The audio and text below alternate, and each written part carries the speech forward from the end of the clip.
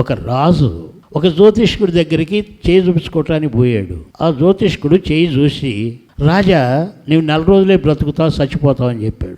ఇక రాజు ఇంటికి వచ్చాడు, దిగులు పట్టుకున్నది. 1 రోజు గడిచింది, 10 రోజులు గడిచాడు, ఇంకా దిగులు ఎక్కువ అయిపోయింది, ముఖం అంతా వికారం అయిపోయింది. అప్పుడు మంత్రి రాజు దగ్గరికి వచ్చి, రాజా 10 రోజుల నుండి చూస్తున్నాను నీ ముఖం, ఎందుకు ఇలా విచారంగా ఉంటూ ఉన్నావు, దుఃఖంగా ఉంటున్నావు, ఎప్పుడు సంతోషించి నీవు ఎందుకు ఇలా అయిపోయావు అని మంత్రి అడిగితే, మంత్రితో అంటూ ఉన్నాడు, నేను బ్రతికేది ఇంక 20 రోజులే అంటూ ఉన్నాడు.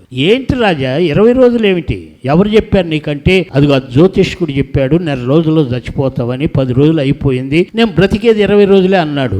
సభ ఏర్పాటు చేశాడు మంత్రి, జ్యోతిష్కుని పిలిచాడు. జ్యోతిష్కుని అడుగుతున్నాడు, రాజుగారు ఇంకా 20 రోజులు చస్తాడంటే గ్యారంటీగా చస్తాడన్నాడు. సరే రాజుగారు 20 రోజుల్లో చస్తావంటూ ఉన్నావు, జ్యోతిష్కుని చెప్పావు, నీవెన్ని రోజులు బ్రతుకుతావో చెప్పమన్నాడు మంత్రి.